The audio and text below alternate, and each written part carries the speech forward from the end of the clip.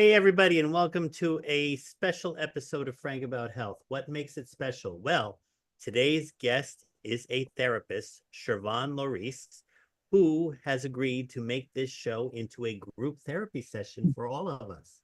Why? Because the episode title is very fitting for what we all need, and that is building mental resilience.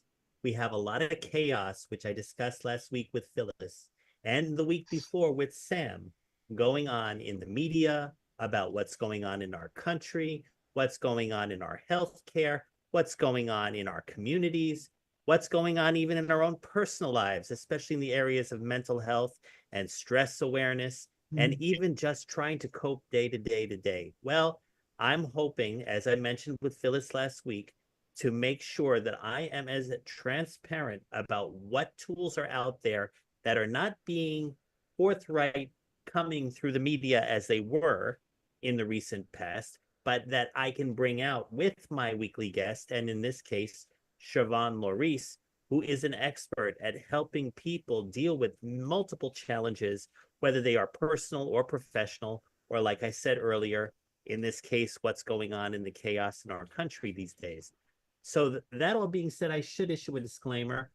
It is so that these are not the views of TalkRadio.nyc or of Frank About Health, but our mental health and all of the awareness issues that we are not being open about in traditional media need to be brought out. So they are pretty much the views of me and the guests that we will be communicating over the next hour. So for those of you listening on TalkRadio.nyc or viewing this on LinkedIn, Facebook, Twitch, or on YouTube, where we have all of our shows that we've done over the last, 3.5 years for Frank About Health, I just wanted to point out that we hope that if you're listening or watching, you will ask questions throughout the hour. We're here to help answer any stress-related questions that you are experiencing, no matter how personal or how they are affecting you and your family, because of the country and the changes going on. So we want to make sure that this is truly an interactive episode. Before I introduce Shervon, I would like to indicate that building mental resilience is defined as the ability to adapt, recover, and thrive in the face of stress, trauma, and adversity. It's not about avoiding these challenges. It is avoiding them and sticking your head in the sand that makes them worse. So learning how to manage and grow from them is the goal of this episode. Some examples just to make everyone fully aware of what we're reaching out to. You may be looking at caregivers who go through burnout. I am a case in that. You may be looking at professional rebuilding after a layoff. There's a lot of layoffs going on, or career setbacks as a result. And then there's also coping and dealing with grief or chronic illness or personal loss while trying to maintain day-to-day stability. So those are the themes for the next hour. Now I have to read from the profile of our guest today, Shervon, so we can explain what a professional she truly is. With over 20 years of experience supporting individuals navigating depression, anxiety, PTSD, and chronic pain, Shervon is a licensed clinical professional counselor, a mindfulness-based psychedelic therapist, and certified life coach and yoga therapist who guides her clients through transformational healing by helping them clear away the mental and emotional barriers that cloud their vision. So, Shervon, I want you to uncloud my vision for the next hour. So by all means, welcome to Frank About Health and take it away. Talk about exactly what you do, what you've done about your practice. Just give the audience out there, some of which I gather are your clients or patients, or however you've worked with them in the past, but just let people know who you are. Yeah, thank you, Frank. And thanks for having me on your show. I really appreciate it. It's a joy to just chat with you. Yes, same here. So as you noted that I am a licensed clinical professional counselor. I am based in Maryland, just outside of Washington, D.C. And I have been doing this work even before I got my licensure. So I got interested in helping people in reference to mental health as a teenager. I went to Forest Hills High School. I am a New Yorker, born and raised. Went to Forest Nice. Hills High School, and there I worked with the guidance counselor in the school as a peer counselor. And then down the street, our community center devised this training program for teenagers to do peer counseling, and we got paid for it. So here I was, 15, 16, 17 years old, Mhm. learning how to work with people and to talk using these talk therapy skills to talk them through whatever issues they were going through. And this was back in the 80s when like the AIDS crisis had just revealed itself. Right. And so it's almost like I got the bug early. Um, then I go off to college and Mhm. thought I was going to be a doctor. And somewhere in that second year, I remembered what I enjoyed because I took a class that reminded me. So I changed my major. And by the time I got out of school, I knew I wanted to get a degree in counseling, but I didn't know in which school, which program. Eventually, after some years of working, found the right program, which was a pastoral counseling program. And Very. why And I you said chose pastoral?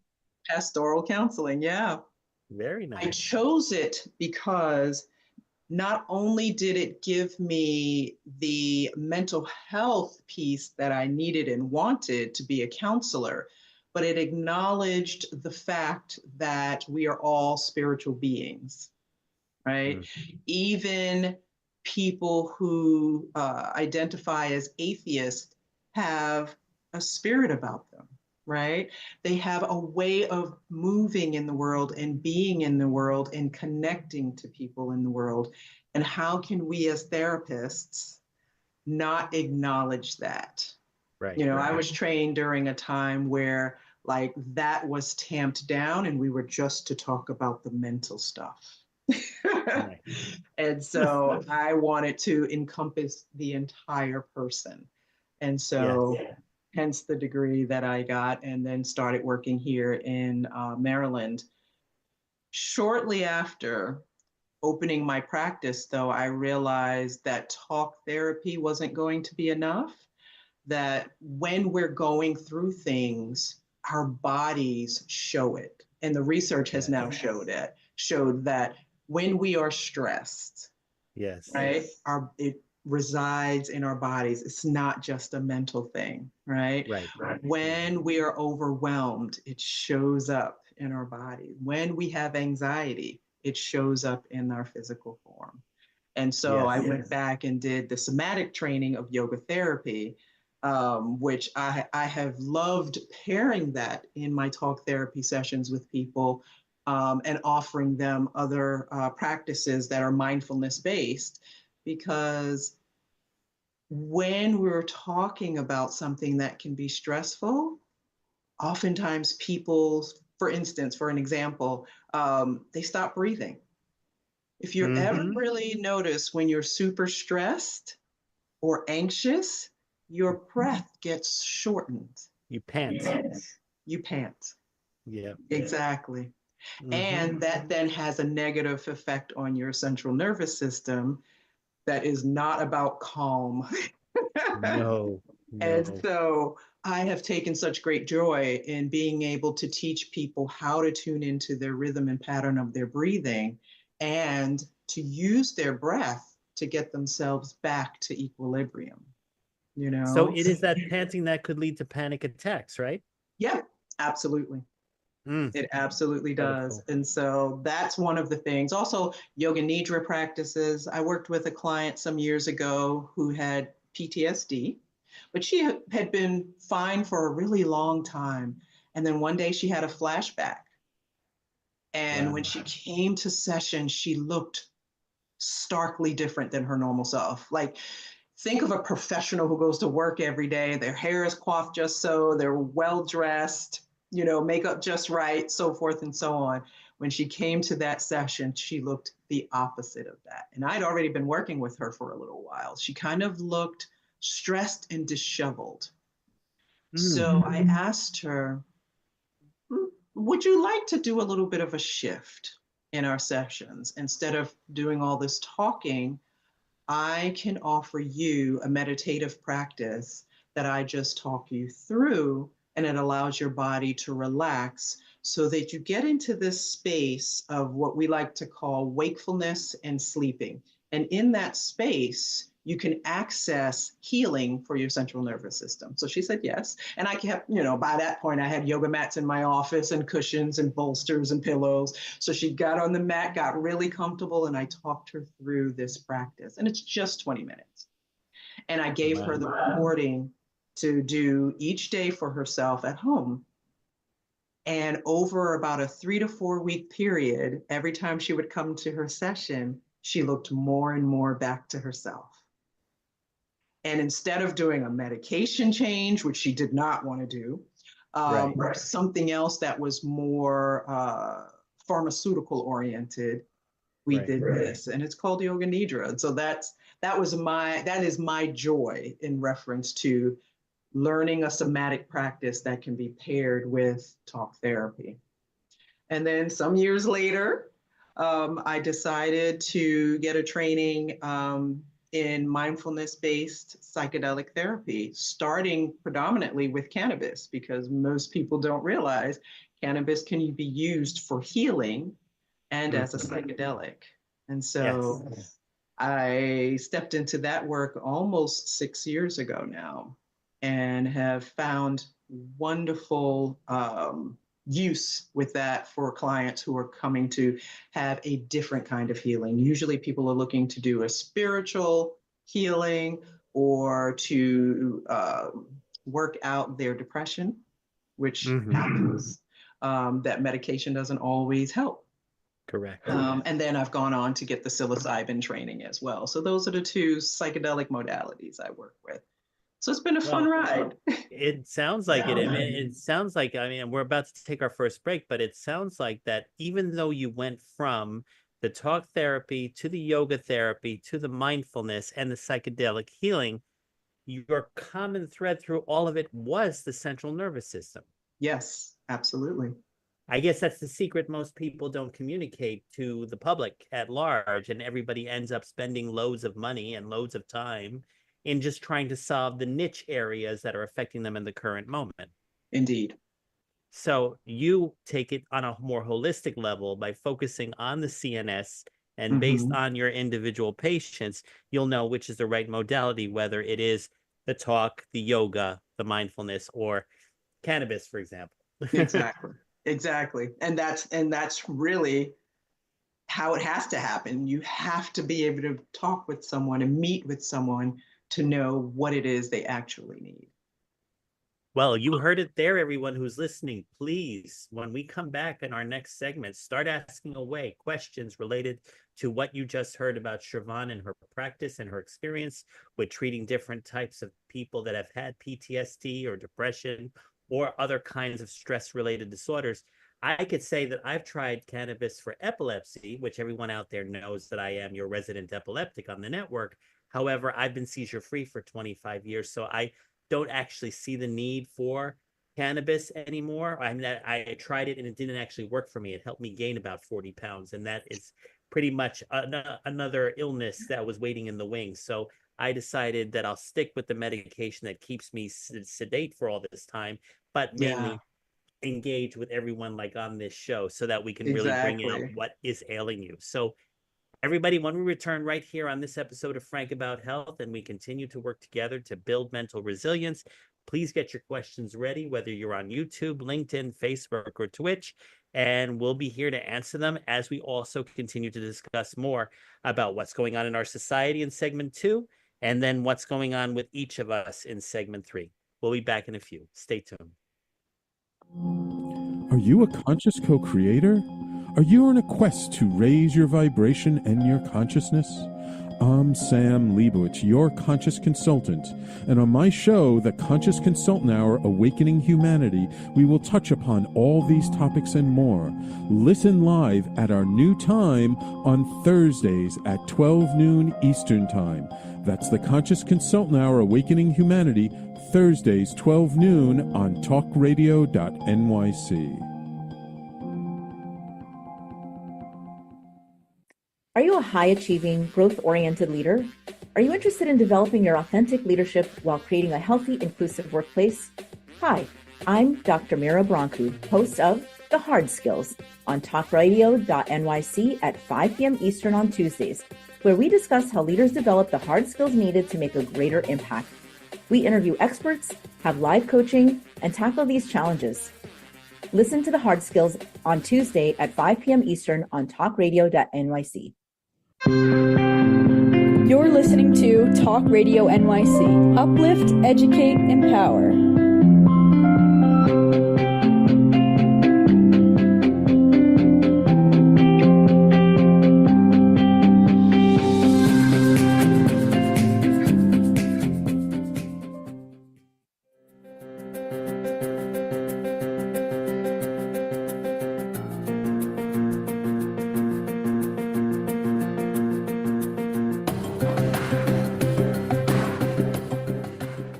Hey, everybody, and welcome back. So now I wanted to dedicate segment 2 to the current challenges that we are all facing today.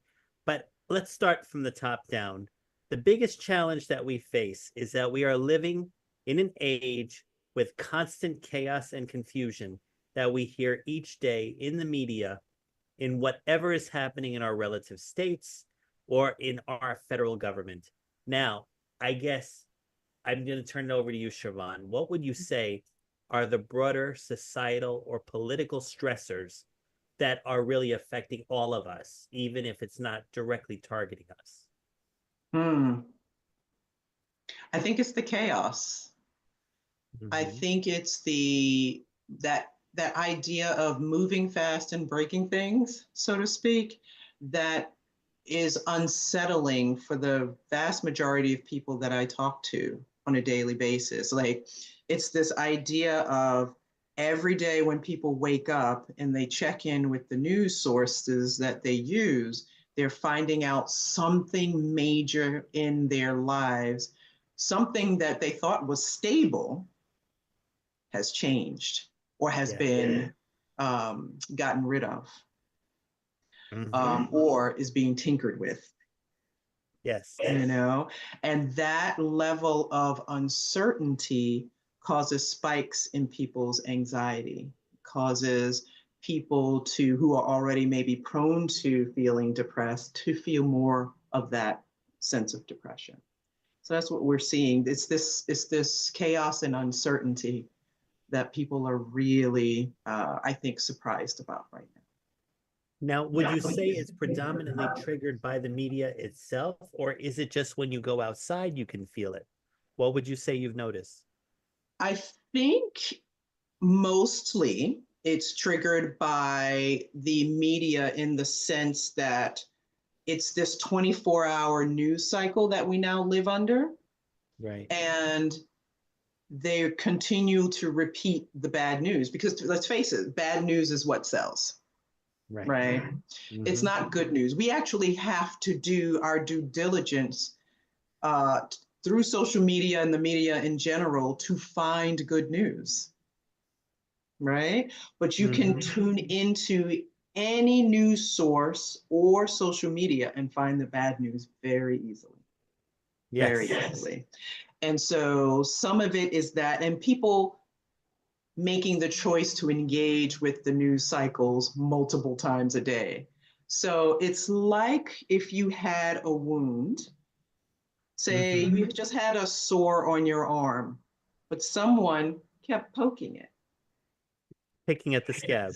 Right, just keep poking at it, right? And the beginning doesn't hurt very much. But after they've poked it for a few minutes, it starts to hurt. It might start to bleed, right?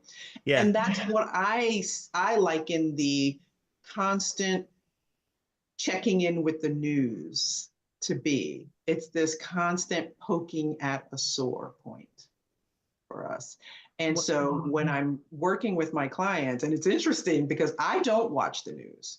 I have chosen years ago to stop watching the news and to stop listening to the news. And when I do hear something that I want to know more about, then I'll go and pull up an article and read that. But I do not engage with the news for long periods of time anymore. When I was going through my yoga training, and I'm also a student of Yoga Tantra, my teacher, one day I logged in with him and he was like, "Hi, how are you?" And I was, talking about all the horrible things that were going on in the world. This is years ago. This is not even current, right? And he says, "Why do you engage with the news before you've even had breakfast?" Yeah. I was like, this is a very good point. It just floored me. I was like, it's a very valid point. I mean, I've heard you need food in the morning, but not food for thought. Right. Not that kind of food for thought, at least. Exactly. So it's this constant drip of the news, the 24-hour news cycle. But even going out, I can go to the grocery store, listen to people in line. You can hear their conversation. When I log in with a client or they sit down in my chair for an in-person session, it always comes up. Sometimes the session starts with, "Did you hear what happened today?" Oh my Just like God. that. And so I literally don't have to watch the news because everyone around me keeps me up to date. So then people who are already prone to things like stress and depression and anxieties, or if they have PTSD, for example, then the culture that we're in is just amplifying what's already going through you, whether it's subconsciously or unconsciously. Yes. That if you're speaking to a family member or a close friend and they look more hyped for the same problem that they've been dealing with, you can then make the natural assumption that it's what's going on in our culture right now that is just amplifying everybody even more. It is. It is. It does seem that people are more anxious. It's not quite to the anxiety that I saw when COVID hit, but it's close. It's close. Wow. Yeah. And it Yeah. also makes you lose sense of time because our current president has only been in office for 3 months. It feels like already almost 6 to 8 months. Yeah, it does. It really does. Incredible. All right. So either way, then, is it safe to say that especially when you want to build resilience or just maintain your mental health, when knowing that everything is amplified because of who's running our culture at this point, you don't want to stick your head in the sand, but how do you create the proper boundaries and create the insulation that you need to think clearly? I will admit I've actually started relying on ChatGPT to be my personal advisor, but it's still their missing human component.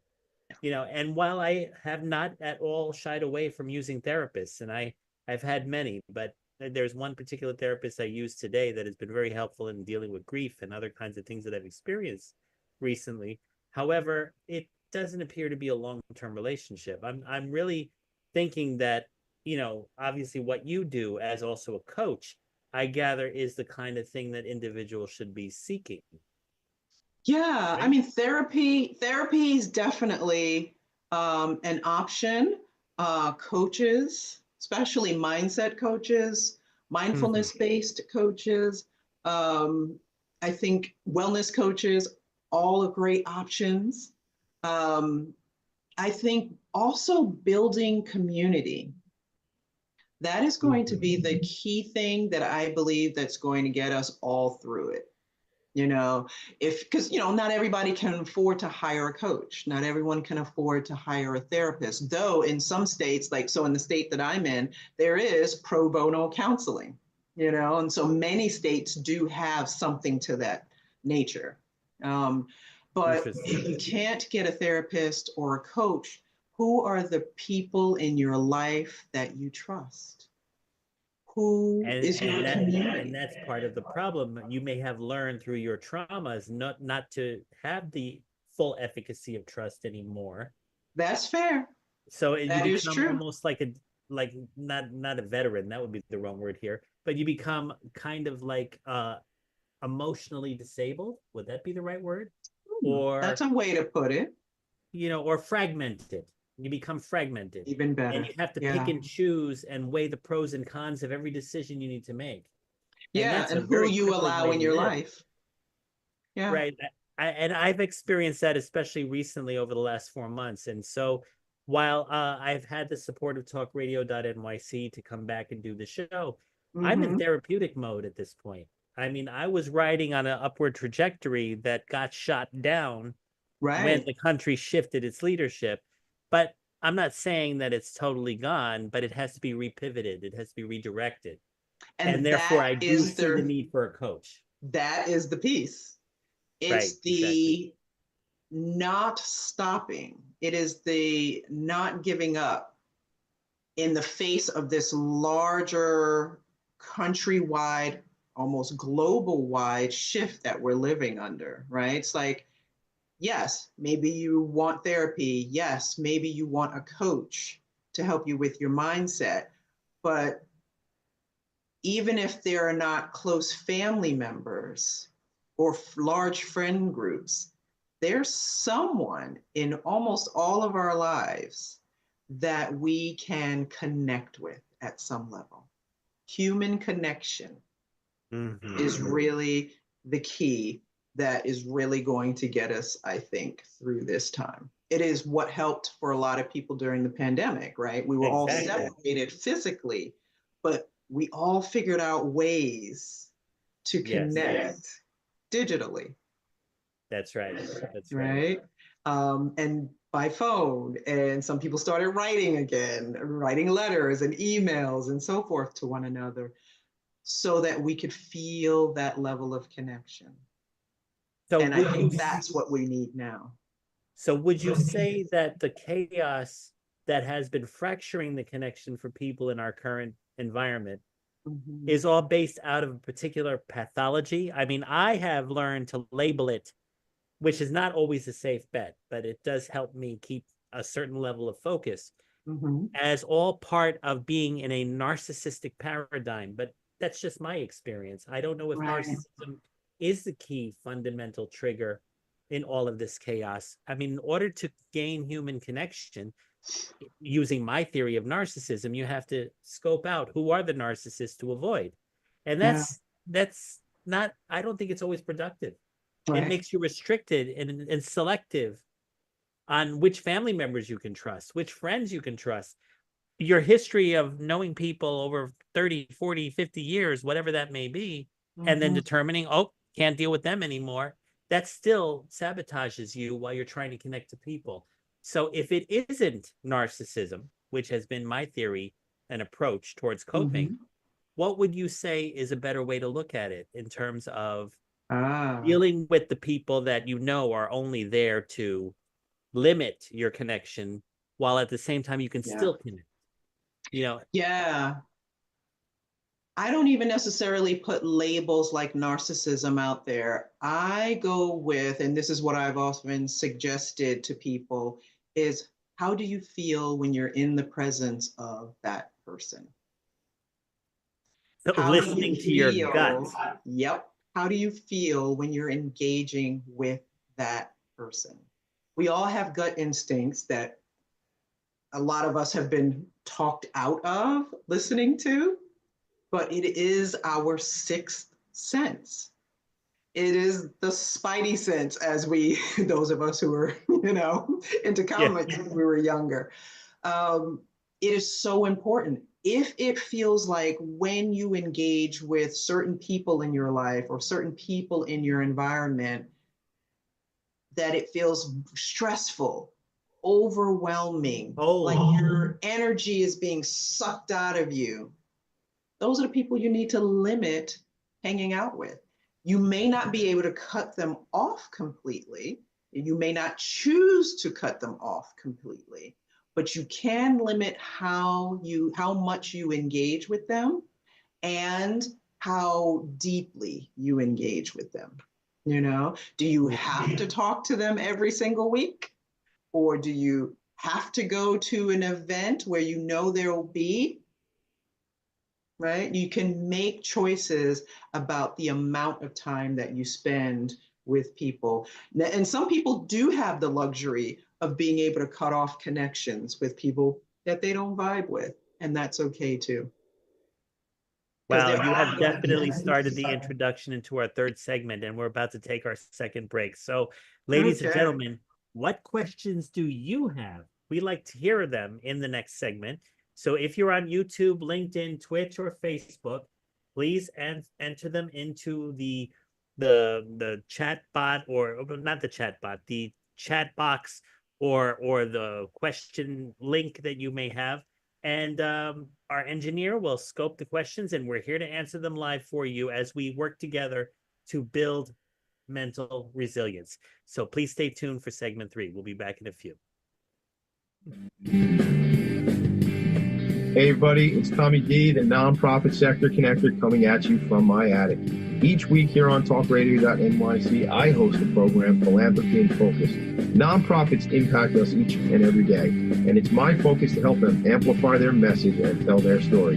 Listen each week at 10 a.m. Eastern Standard Time until 11 a.m. Eastern Standard Time, right here on TalkRadio.nyc. Hi, I'm Linda Marsanico. The A Train to Sedona is a memoir about my journey to love and compassion. It's also the name of my new broadcast on Wednesdays at 12 noon. When we are spiritual, we embrace possibilities and ideas, which strengthen our mind, body, spirit, health, and wisdom. On the A Train to Sedona broadcast, I plan to interview guests who embrace these expansive practices. Join us on Wednesdays at 12 noon on Talk Radio New York City. You're listening to Talk Radio NYC at www.talkradio.nyc. Now broadcasting 24 hours a day.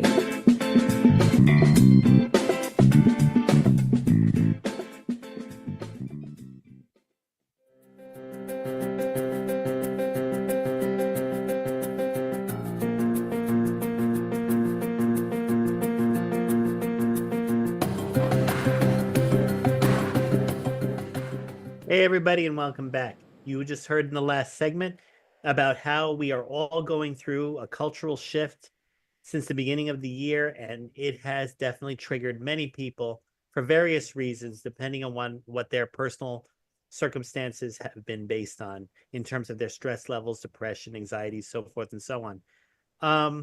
In building resilience, we need to learn individual coping strategies. I mentioned earlier that for me, it was labeling based on my knowledge of certain personality disorders. That's not always effective.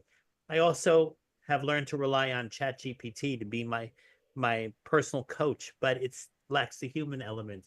Simultaneously, what you heard from Shervon is that we are all seeking connection. And usually when you do have a connection with either the stressor or stressing event, sometimes you feel calm because you're dealing with it. It's like living in the now versus avoiding it or dreading it if it's a future event.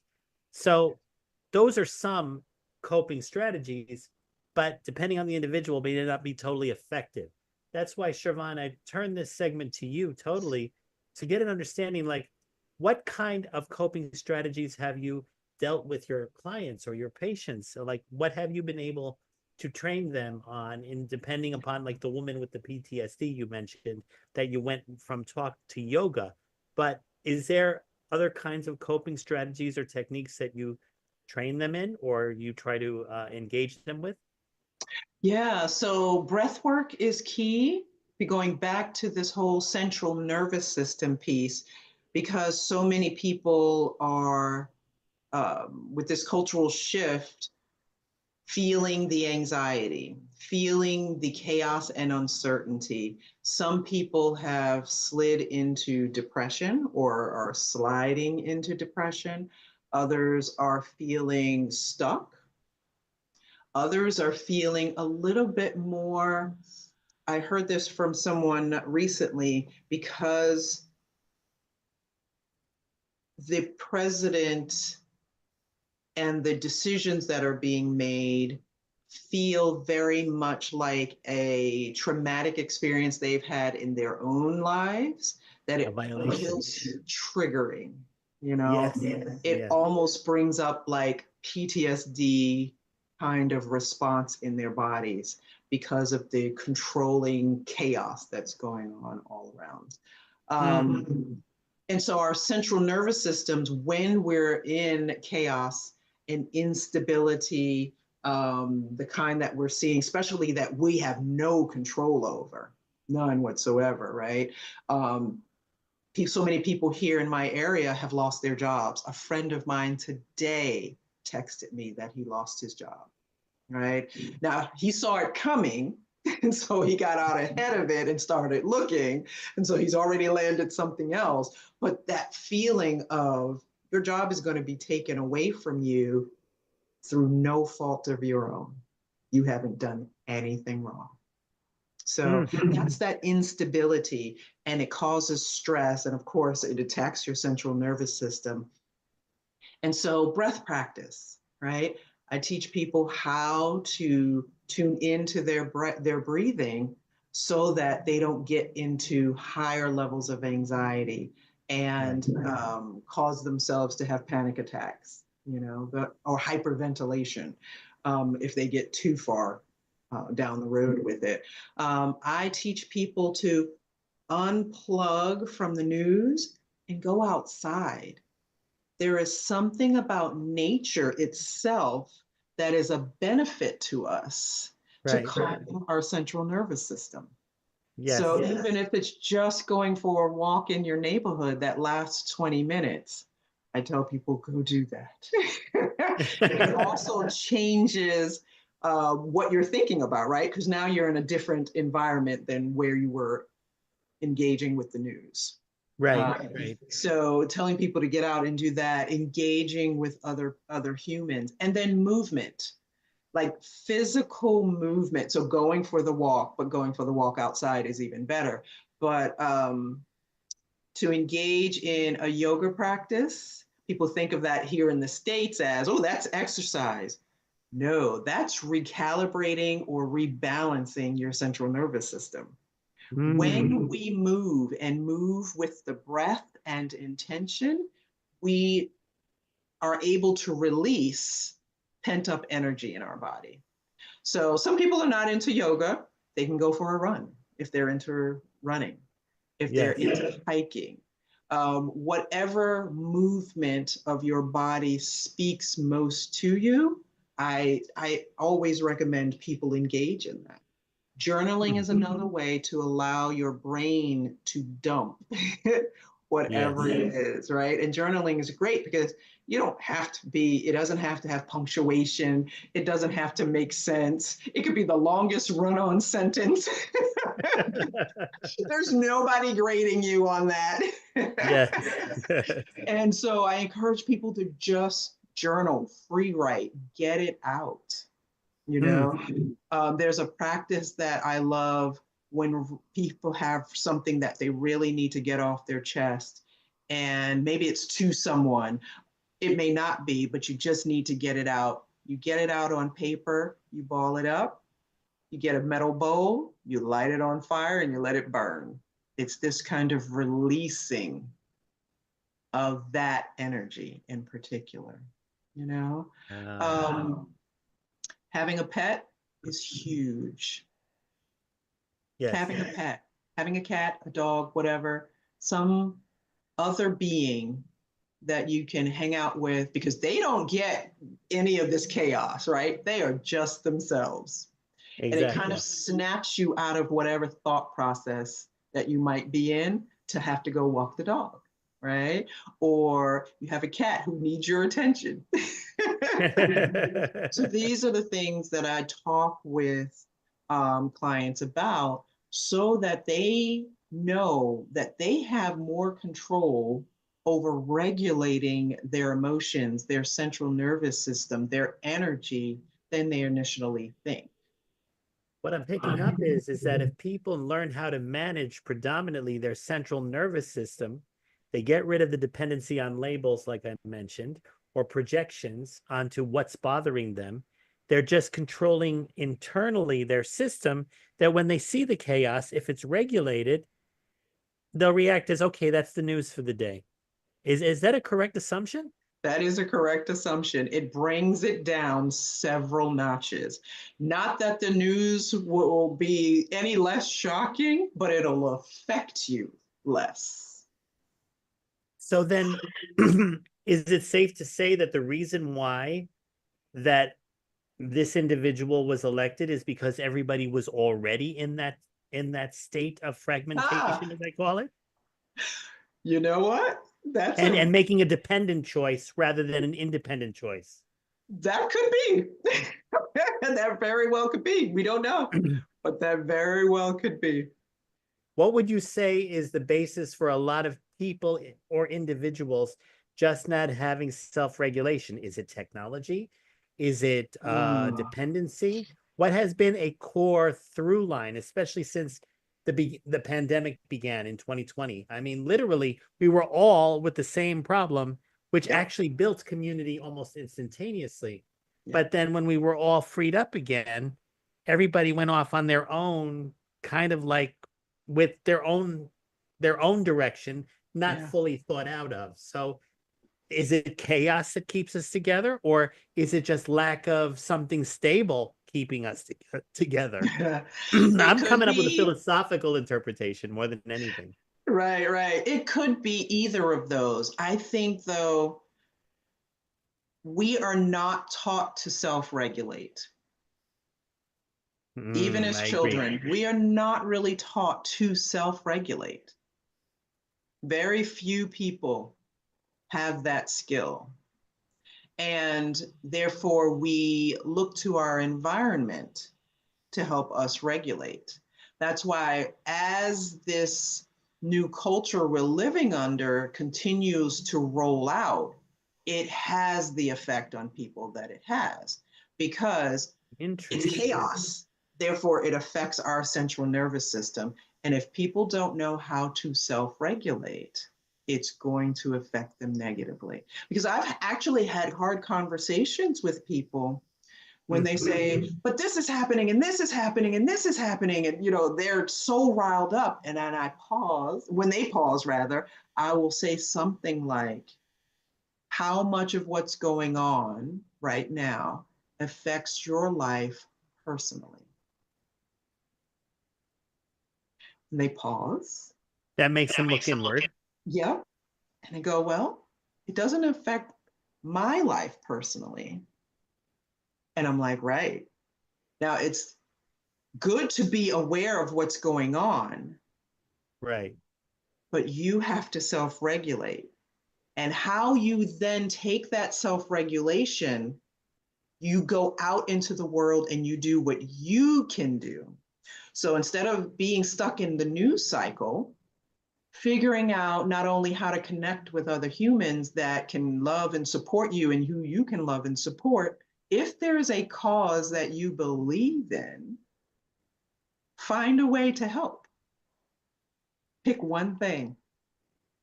So that self-regulation involves looking internally, listening to your gut, keeping in mind of your central nervous system.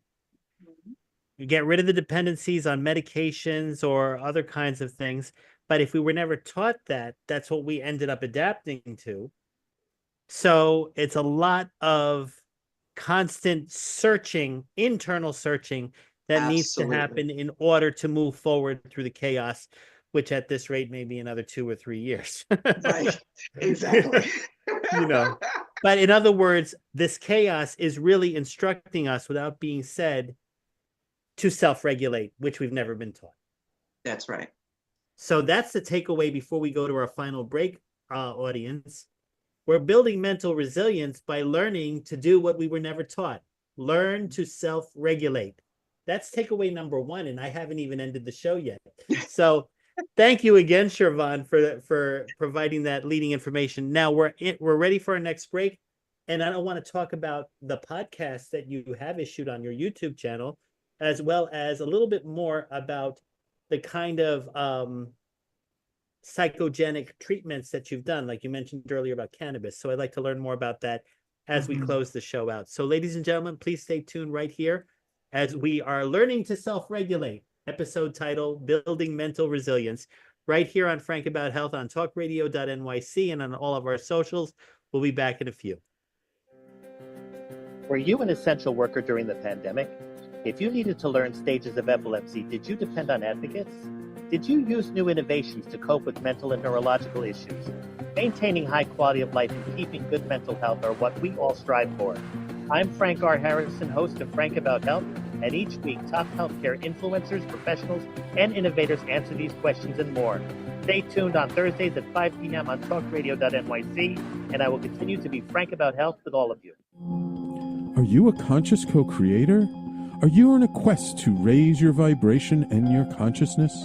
I'm Sam Leibowitz, your conscious consultant, and on my show, The Conscious Consultant Hour, Awakening Humanity, we will touch upon all these topics and more. Listen live at our new time on Thursdays at 12 noon Eastern Time. That's The Conscious Consultant Hour, Awakening Humanity, Thursdays 12 noon on TalkRadio.nyc. You're listening to Talk Radio NYC at www.talkradio.nyc. Now broadcasting 24 hours a day.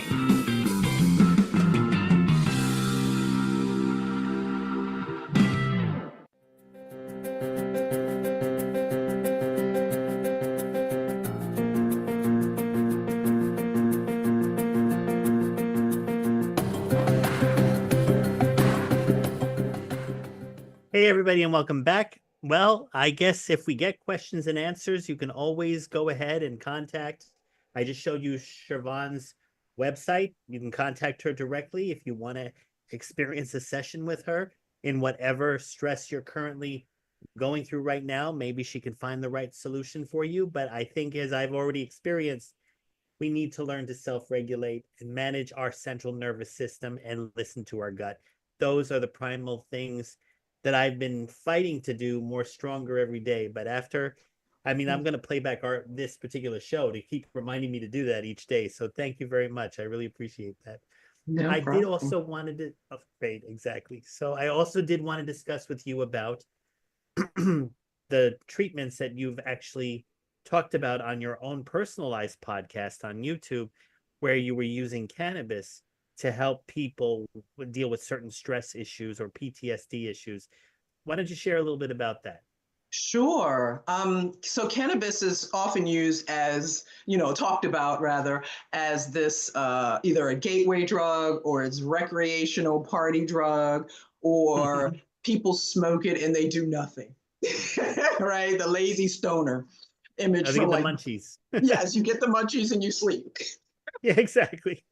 But cannabis is a plant ally that has been underestimated for many years and criminalized because the powers that be at that time felt that it was necessary to do so. It benefited them and their agenda to do so.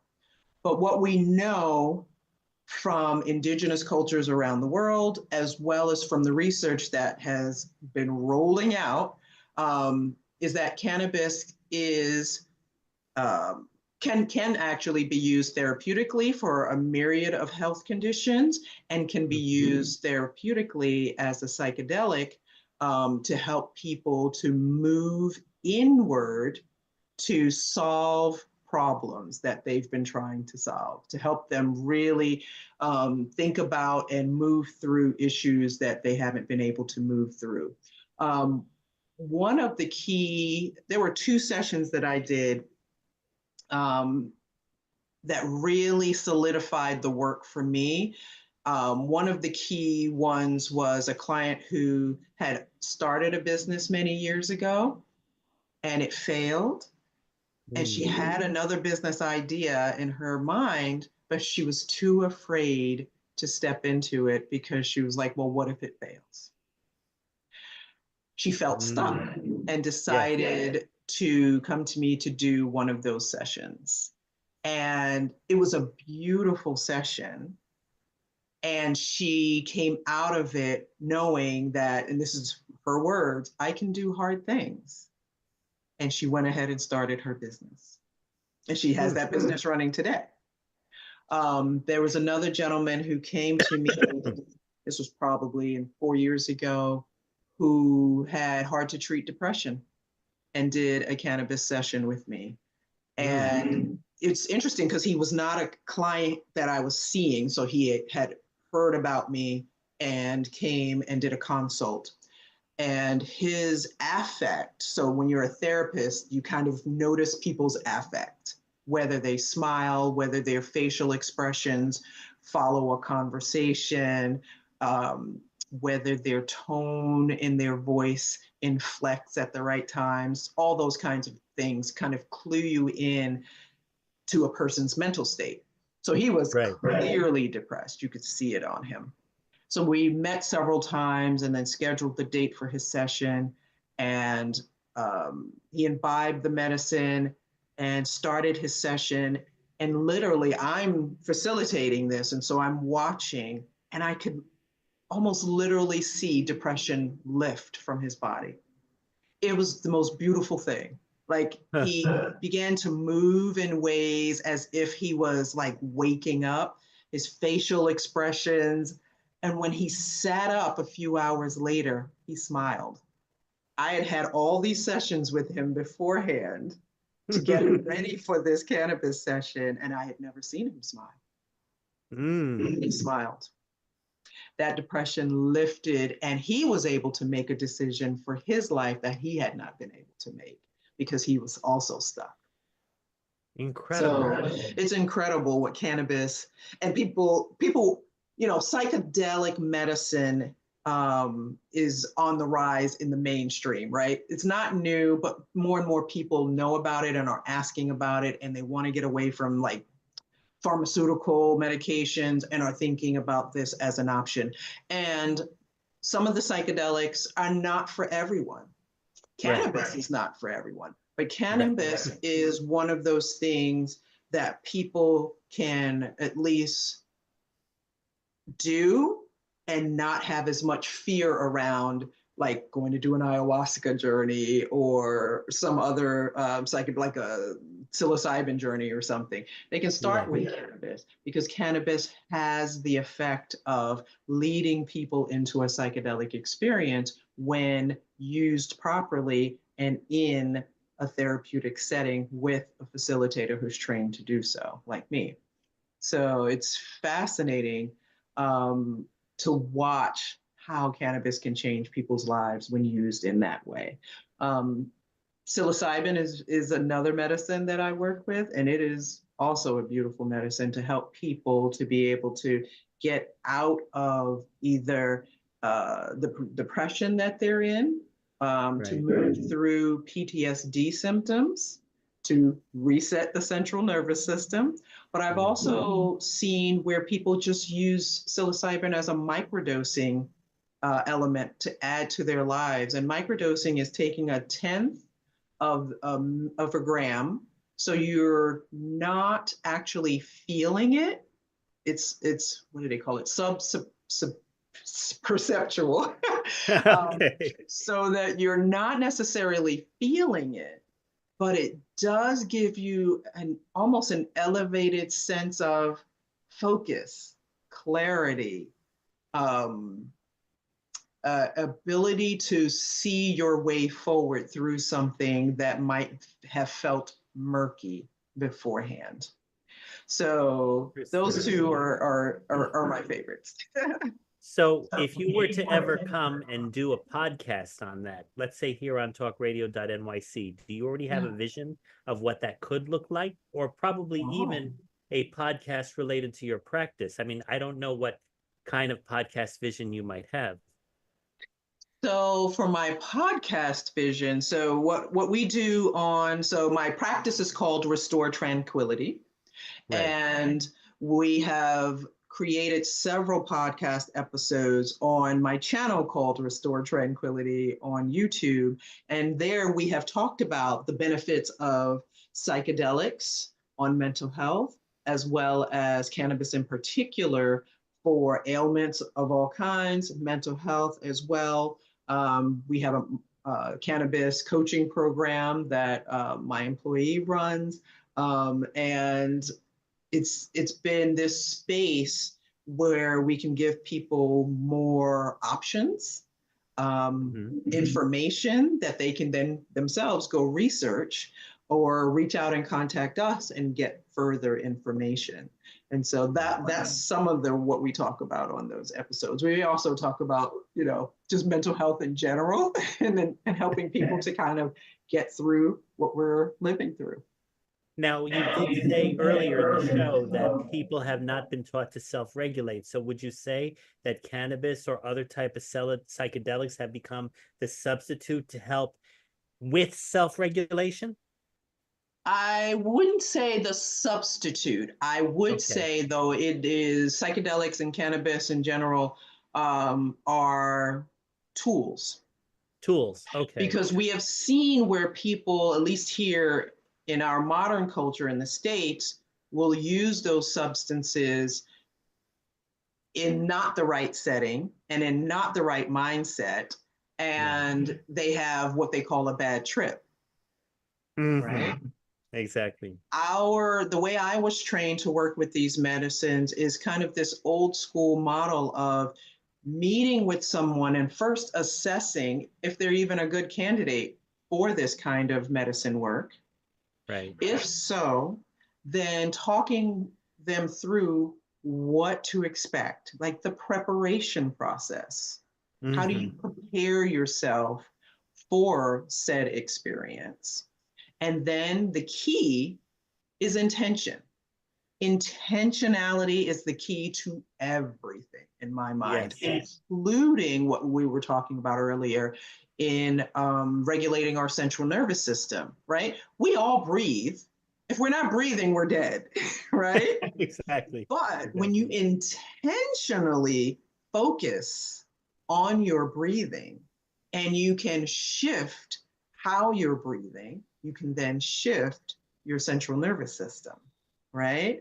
So it's the same with these medicines. What is your intention in that moment in ingesting that medicine, right? What are you looking to get out of this process?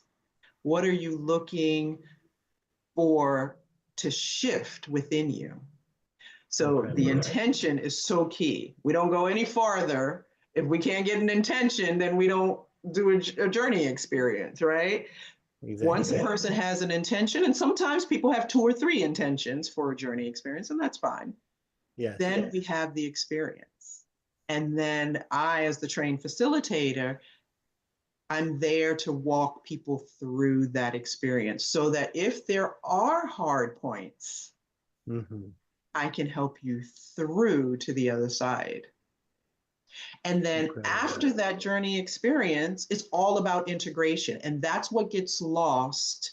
That's also what gets lost in recreational use of any of these substances. People take them without intention, and then they never integrate their experience. Integration is key because you get to talk about the experience with someone who's trained, or at least journal about it, and then figure out what you learned from that experience, what you got out of that experience, what feels like it's more accessible to you now in your life, and what do you feel like you can do away with, right? What can you shift in your life to step into in your life in a way that you've never thought about before? And if you're problem solving, then what can you bring to that problem that will help you solve it and move forward? So, well, ladies and gentlemen, we are about to end the show, but she wrapped up a 360-degree approach. Shervon, I'm sorry, I said she just like that. You wrapped up a 360-degree approach to how we can all build mental resilience, which is look at your intention, listen to your gut, focus on your central nervous system. At the same time, we all learned not to self-regulate, so that should be a goal for all of us that will help us be in this holistic view that you have presented. I showed the website earlier. please look at Shervon Lorice on her website. I would highly recommend that you go actually reach out to her, ask questions, at the same time, possibly even have a session with her. I am already convinced of what I need to do, which is continue Frank About Health, because next week's guest, with my co-host Phyllis Quinlan, is going to be Dr. Marshall Runge, who is going to talk about the great American health disruption that has gone on since the beginning of the year, actually since even beforehand, but more amplified, as we talked about earlier. And we're going to talk about his new book being released May 5th, which is going to be something that we can learn from, interpret, and readjust, especially after today's episode of Frank About Health with Shervon. So I'm hoping that I've done my part since the beginning of the month to be more therapeutic in nature and be more of an advocate for all of you out there who are still fragmented in your thinking or judgment based on all the stressors that are out there. It's in your hands. We all need to learn how to get it in our hands and practice it daily for a better quality of life going forward. Thank you, Shervon, for being on today's episode of Frank About Health. It was truly a therapy session for me. And at the same time, I hope for my listeners and viewers out there as well. And for you as well back there, Jesse. Thanks again for producing the show.